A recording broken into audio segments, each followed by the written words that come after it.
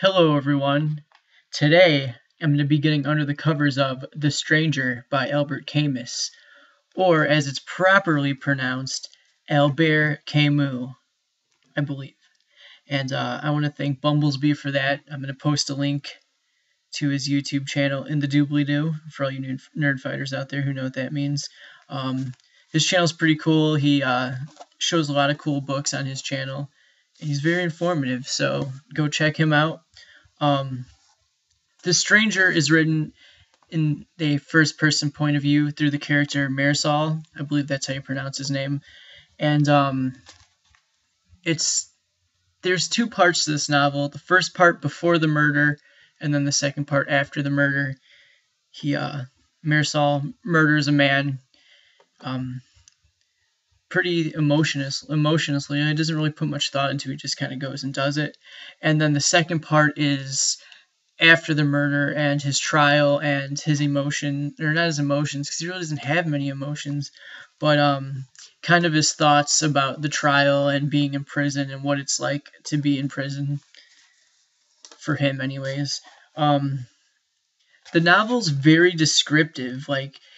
Marisol really goes into great description of what's going on around him, but he doesn't really get into his own emotions and his own thoughts that much because he really doesn't have many emotions. He's not very emotionally attached to anyone. Like in the beginning, he's going to his mother's funeral, and he really shows no emotion at the funeral, and that really plays a big part later on in the novel. And a lot of people consider this an absurdist novel, but I would consider it more of an existentialist novel because Marisol talks a lot about free will and how he doesn't follow the conventions of the society around him, and that kind of makes him an outsider. It kind of makes him the stranger, as the title of the book is called.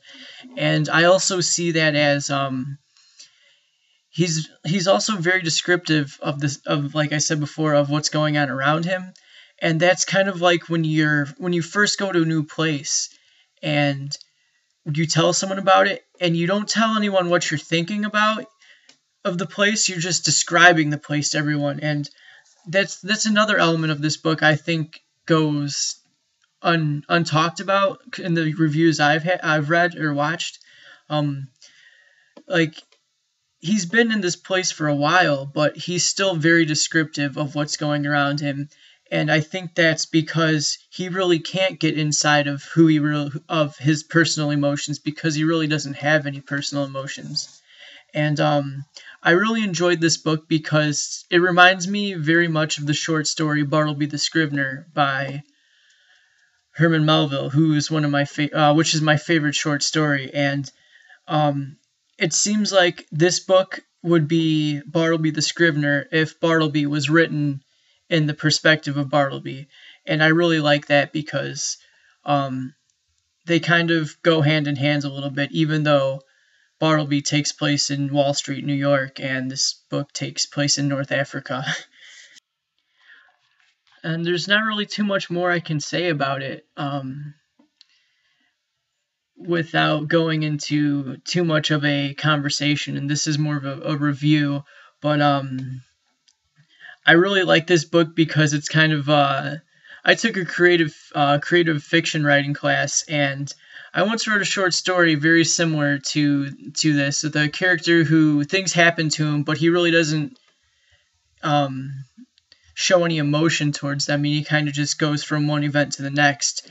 And my teacher told me it wasn't very good because my character has no emotion. He doesn't show any emotional investment to anything going on around him. And I thought, well, what about Bartleby? And what about this? And she kind of just was like, no, you're wrong. And this novel is proof that I'm right, so she sucks. I got an A in the class, though, so I don't care. But the book's very boring, but it's also very awesome because of all the thought you have to put into it. Like the only other thing I've read like this is Bartleby, and maybe Steppenwolf by Hermann Hesse to a different degree, but I would put those three stories together in an existentialism kind of thing. But I'm getting off track. I'm talking more about existentialism and existentialism stories than this book. But I've really gotten into the gist of it. Meursault is very indifferent emotionally towards his mother who dies, his girlfriend, the murder, the victim of the murder, his friends. There's a part in this book that's so sad. There's a guy who has a dog, and he beats the hell out of his dog, and he just hates it. And then the dog finally runs away, and the man is so heartbroken. And when I read that, I was like, man, that sucks. But it's really good.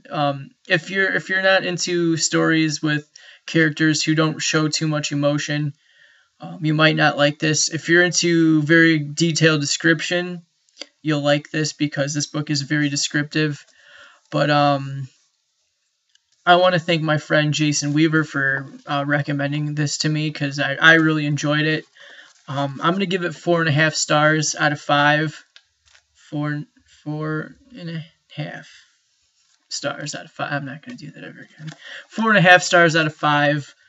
The Stranger by Albert Camus. And once again, thanks Bumblesby for that correct pronunciation. Us Americans don't handle foreign languages very well. So, thanks. One of the next books I'm going to be reviewing is Walking a Golden Mile by professional wrestler William Regal, and I believe he had help writing it from Neil Chandler. It's an autobiography about the pro wrestler William Regal. Haven't done a nonfiction book here on Under the Covers, so I'm going to get into that. I'm also going to be reviewing Will Grayson by John Green and David Levithan. And yes, I still will be reviewing I Am Legend with my friend Chad. We have a conflict of schedules, so it's been hard to bring him over or go over there and do the review with him, but we will get that up soon. And thanks everyone for tuning in for watching. See you later. I forgot to add what I always add. The bookmark I used to mark my progress through this novel was my UIC UPass. So thought I'd throw that in there at the end. Later again. Bye.